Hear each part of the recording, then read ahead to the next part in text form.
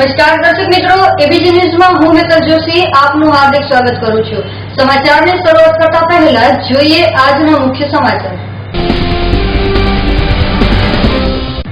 કચ્છના ગાંધીધામના કિડાણા ગામના તળાવમાં 2 બાળકોના ડૂબી જતા કરુણ મોત નીપજતા અરેરાટી ફેલાઈ। यूपीમાં જંગી લીડ બાદ રાજકોટમાં લગાવેલા ભાજપના બેનરોમાં ડેપ્યુટી સીએમ નીતિન પટેલ થયા ગાયબ। ચાકમઢોરણામાં 6,64,500ની જૂની ચલણી નોટો સાથે ઉપલેટાના લોકલ ફાસ્ટના પત્રકારને પોલીસે ઝડપ્યો। તો દર્શક મિત્રો, આ હતા આજના મુખ્ય સમાચાર। હવે સમય થયો છે એક નાનકડા વિરામનો। वर्ल्ड कप की जीत हो या T20 का जोश, न्यू ईयर पार्टी हो या बर्थडे बैश, गणपति का आगमन हो या नवरात्रों का शुभारंभ, दिवाली की रोशनी हो या होली के रंग, जिंदगी की हर खुशियों में स्वाद का संग पेश है आईओ प्लस नमक, जिंदगी का स्वाद बढ़ाए। કચ્છના ગાંધીધામના કિડાણા ગામના તળાવમાં 2 બાળકોના ડૂબી જતા કરુણ મોત નીપજતા અરેરાટી ફેલાઈ। ગાંધીધામ તાલુકાના કિડાણા ખાતે સોમવારે બપોરે નાહવા પડેલા મિત્રના પગ જાળીમાં અટવાઈ જતા બંને ડૂબવા લાગ્યા હતા, જેના પગલે બંને મરણ ચીસો પાડતા લોકો એકઠા થઈ ગયા હતા। પરંતુ આ બંને તરુણને બહાર કાઢ્યા ત્યારે બંનેના દેહમાંથી જીવ ન હોવાનું સામે આવ્યું હતું। બનાવના પગલે સમગ્ર પંથકમાં અરેરાટીનું મોજું ફરી વળ્યું હતું। બંને બાળકોના મૃતદેહને પીએમ માટે રામબાગ સરકારી હોસ્પિટલમાં ખસેડી બી ડિવિઝન પોલીસે અકસ્માતનો ગુનો નોંધી વધુ તપાસ શરૂ કરી છે। અહેવાલ ગોવિંદ મહેશ્વરી સાથે એબીજી ન્યૂઝ ગાંધીધામ। યુપીમાં જંગી લીડ બાદ રાજકોટમાં લગાવેલા ભાજપના બેનરોમાં ડેપ્યુટી સીએમ નીતિન પટેલ થયા ગાયબ। રાજકોટમાં ગઈકાલે વિજય રૂપાણી અને નીતિન પટેલ રાજકોટની મુલાકાતે હતા। અહીં ઉદ્યોગપતિ દ્વારા યોજાયેલી કથામાં તેઓએ હાજરી આપી હતી અને સીએમ પાઘડીમાં સજ્જ જોવા મળ્યા હતા। આ તકે યુપીના પરિણામમાં ભાજપની જંગી લીડ બાદ સીએમના હોમટાઉનમાં આવતા ભાજપે અનોખા બેનરથી સ્વાગત કર્યું હતું। રાજકોટમાં ઠેર ઠેર એવા હોર્ડિંગ્સ માર્યા હતા, જેમાં લખ્યું હતું કે યુપીમાં 300, ગુજરાતમાં 150 સીટ લાવીશું। પોસ્ટરમાં ડેપ્યુટી સીએમ નીતિન પટેલની ક્યાંય સ્થાન આપવામાં આવ્યું ન હતું। રાજકોટમાં લગાયા બેનરમાં નરેન્દ્ર મોદી, અમિત શાહ, વિજય રૂપાણી સિવાય રાજકોટના નેતાઓની તસવીર જોવા મળી રહી છે, પરંતુ ગઈકાલે ડેપ્યુટી સીએમ નીતિન પટેલની તસવીર ક્યાંય જોવા મળી હતી નહીં। તેઓ ગઈકાલે રાજકોટમાં હતા ત્યારે એ જ ચર્ચા થઈ રહી હતી કે નીતિનભાઈનો ફોટો કેમ નથી। અહેવાલ પીઠે નરેન્દ્ર સાથે એબીજી ન્યૂઝ રાજકોટ। ચાકમઢોરણામાં 6,64,500ની જૂની ચલણી નોટો સાથે ઉપલેટાના લોકલ ફાસ્ટના પત્રકારને પોલીસે ઝડપ્યો।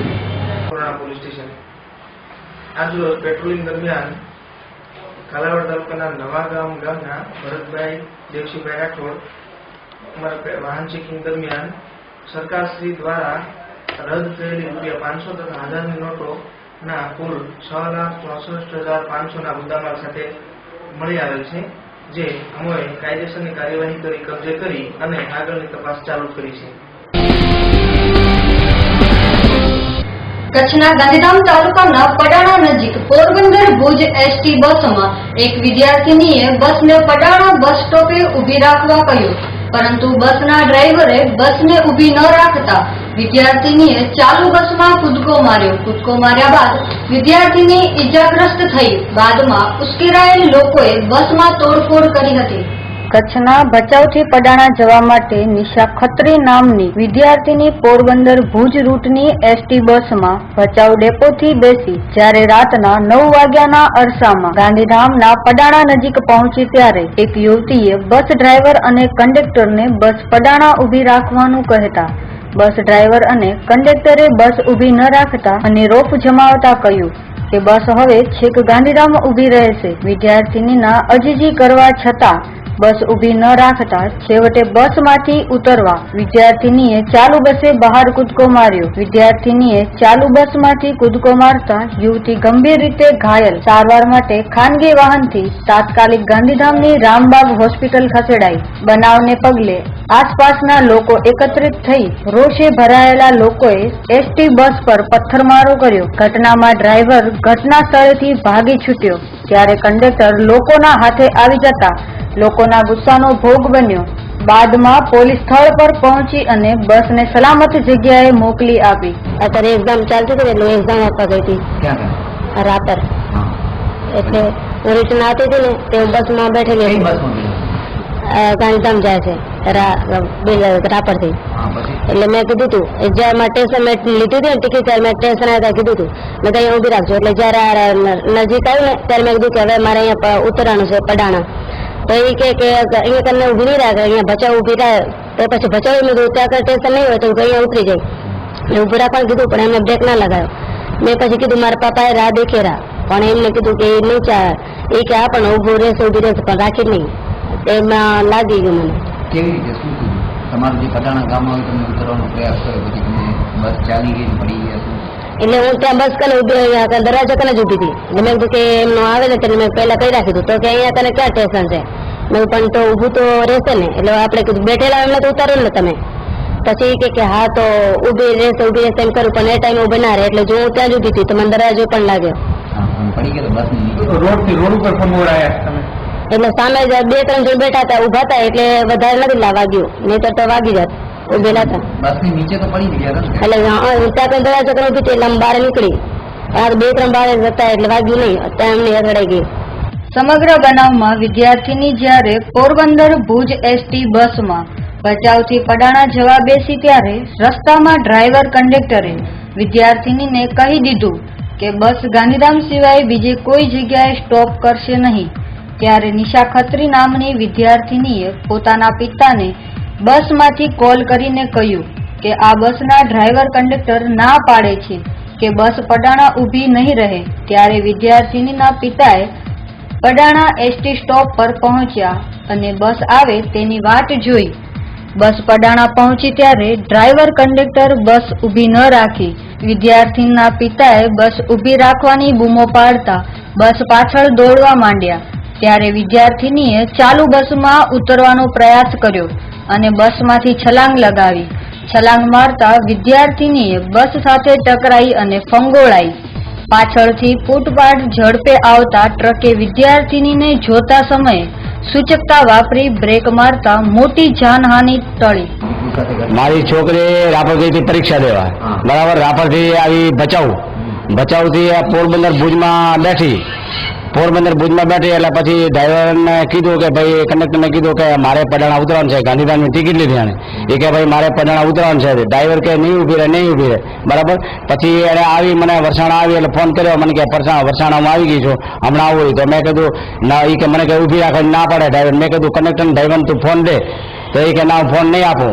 પછી કે હું આવી ગઈ. વરીને બીજી વાર મેં ફોન કર્યો કે આ બસ અહીંયા આવી ગઈ છું. પછી પોરબંદર ભુજ બસ નીકળી એટલે હું પડાણા બસ સ્ટેન્ડથી થોડો આગળ ઉભો હતો. દોડ્યો ખૂબ લારે પણ એને ઊભી ન રાખી. પછી આગળ જઈને પછી મેં એને હાકોટા પડકારા કર્યા. પછી છોકરી દરવાજે ઊભી હતી, ફગોડાઈ ગઈ નીચે. તો હું એને ઊભી કરવા રહ્યો અને બસમાં સીધો બસ લાવે દોડ્યો. એટલે બસમાંથી બધા નીચે ઉતરી અને એને ઊભી કરવા ગયા. પણ હું ડ્રાઈવરને કને ગયો એટલે ડ્રાઈવર કે સાઈડમાં રાખવું ત્યાં અને આમ રાખવું ત્યાં કરીને પછી ડ્રાઈવર ગમે તે માનું કાઢીને ત્યાં ગમે એમાં બેસી ગયો. બરો કંડક્ટર હતો. પાછળ કોઈ વાહન આવતું હતું? પાછળ ટેલર હતું. ટેલર વાળાને ખબર પડી કે નીચે ઉતરી જાય એટલે છે ને એને પછી એને બ્રેક મારી દીધી એને. એટલે એ બચી ગઈ ને કે ટેલર વાળો હતો એને પૂરી જ કરી નાખે.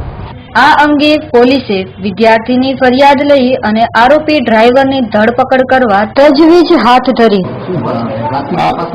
ભુજ પોરબંદર રૂટની બસમાં નિશાબેન ખત્રી ભચાઉથી પડાણા આવવા માટે રવાના થયેલા, પરંતુ ડ્રાઈવરે બસ ઊભી ન રાખી અને ધીમી કરી એટલે બેનને છલાંગ મારી બસમાંથી કૂદકો માર્યો એટલે બેન પડી ગયા. બેનને ઈજા થઈ છે, જે ભુજ પોરબંદર રૂટની બસના ડ્રાઈવર વિરુદ્ધ એક્સિડન્ટની ફરિયાદ લીધી છે. અત્યારે ડ્રાઈવર ક્યાં છે? કઈ જાણવા મળ્યું છે કે? હા, અત્યારે ડ્રાઈવર સેફ જગ્યાએ છે. ડ્રાઈવરને ધરપકડ કરવામાં આવશે. પરંતુ આ સમગ્ર બનાવમાં સવાલો એ થાય છે કે એક તરફ એસટી તંત્ર પોતાની બસોમાં હાથ ઊંચો કરો અને થોભો ના સૂત્રો લગાવે છે, જ્યારે બીજી તરફ આવી રીતે એક પરીક્ષાર્થી વિદ્યાર્થીનીને આ રીતે મોડી રાત્રે પરેશાન કરનાર ડ્રાઈવર કંડક્ટર સામે તંત્ર કેવા પગલાં લેશે? અહેવાલ ગોવિંદ મહેશ્વરી સાથે એબીજી ન્યૂઝ ભચાઉ. તો દર્શક મિત્રો, હવે સમય થયો છે એક નાનકડા વિરામનો.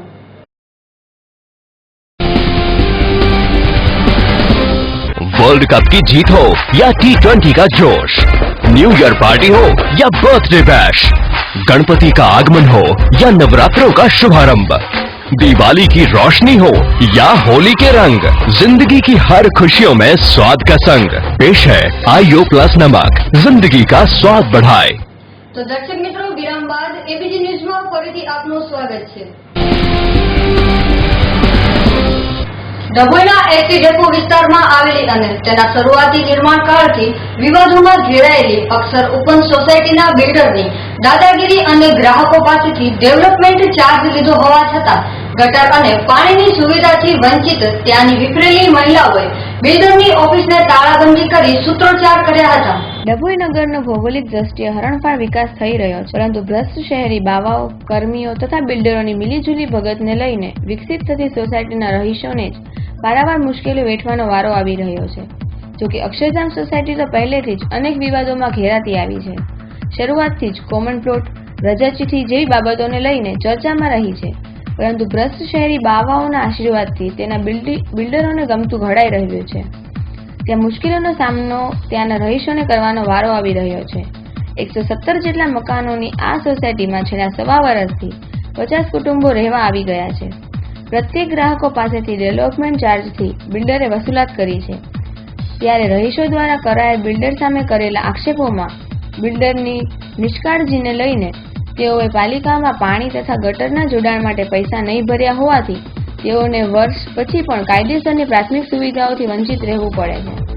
એટલું જ નહીં, 1 વર્ષ દસ્તાવેજો થઈ ગયા છતાં આટલા સમય બાદ તારીખ 24/2/2017ના રોજ વેરા પાવતી ફાટી, જે મૂળ જમીન ખાતેદારના નામથી હાલ ગટરનું મેઇન લાઇન સાથે જોડાણ અભાવે ગટરો ઉભરાય છે. પાણીના પૈસા ભર્યા હોવા છતાં પાણી પૂરતા ફોર્સથી મળતું નથી. એટલું જ નહીં, સૂત્રો પાસેથી મળતી માહિતી અનુસાર ડભોઈ કોંગ્રેસ એક દિગ્ગજ નેતાને પૈસાની લાલચમાં ખોટું કરવામાં વધુ પડતો શોખ હોય અને પૈસાની આડમાં પોતાનું સ્વમાન પણ ભૂલી ચૂક્યો છે તેવું પણ જાણવા મળ્યું છે.